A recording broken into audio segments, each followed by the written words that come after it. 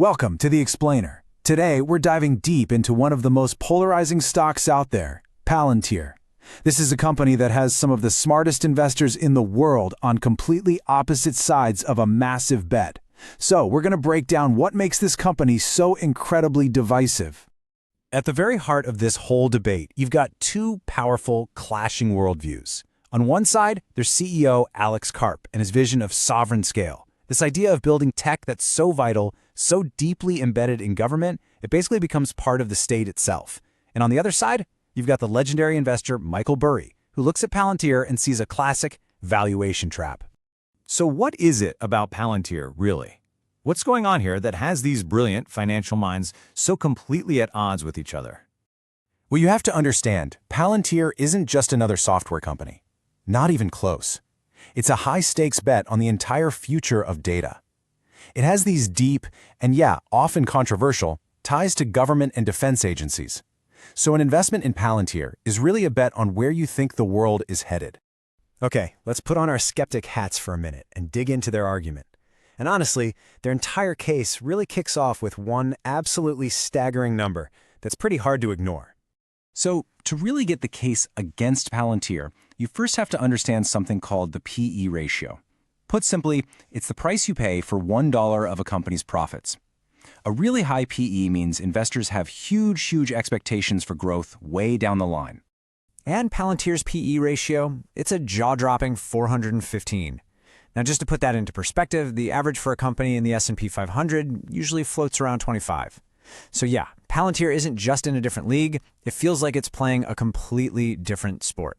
And this is where it gets kind of wild. This number perfectly illustrates the skeptic's problem. If Palantir's profits never grew from where they are today, it would take you, the investor, over 4 centuries to get your money back. For the bears, a price like that seems totally unhooked from financial reality. But that's only half the story. So let's flip the coin and look at how the bulls, the true believers, could possibly justify that astronomical price. Their argument isn't built on today's profits, not at all. It's built on a foundation of being nearly invincible. The bull case is built on a bedrock of massive long-term government contracts. We're talking more than $10 billion in deals, including a massive cornerstone contract with the U.S. Army. This creates this incredible foundation of stable, predictable money coming in the door. These huge deals create what investors call a moat. See, their Gotham platform becomes so embedded, so woven into a client's core operations. We're talking fusing intelligence, troop movements, supply chains, that it becomes almost impossible to rip out and replace. That is sovereign scale in action, and it creates a powerful competitive advantage that locks in revenue for years and years. But even a fortress-like moat has its limits. That 415 times price tag, it demands more than just government work. And that brings us to the single biggest question that will probably decide Palantir's entire future. This is the challenge where both sides of the argument really meet. Can the company actually scale beyond its core government success? Or is its defense contractor DNA, the very thing that makes it so good at what it does, going to limit its appeal in the much faster-moving commercial world?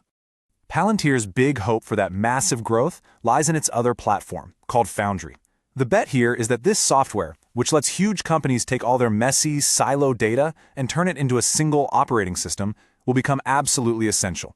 It's designed to help them make better decisions on everything from factory floor robotics to managing a global supply chain.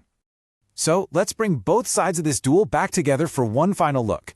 You've got this breathtaking valuation on one side versus this seemingly unbreachable government moat on the other. In the end, it really just boils down to two fundamentally different ways of looking at the very same company. The bears see a dangerous trap, a stock priced for a perfect future that may just never arrive. The bulls, on the other hand, see a visionary bet on a company that is building an insurmountable lead in the most important sector of the next century, data. And that leaves us right here with the core of the Palantir paradox. Are you investing in the profits you can see and touch today, or are you investing in the digital battlefields of tomorrow? Your answer to that single question determines which side of this battleground you're on.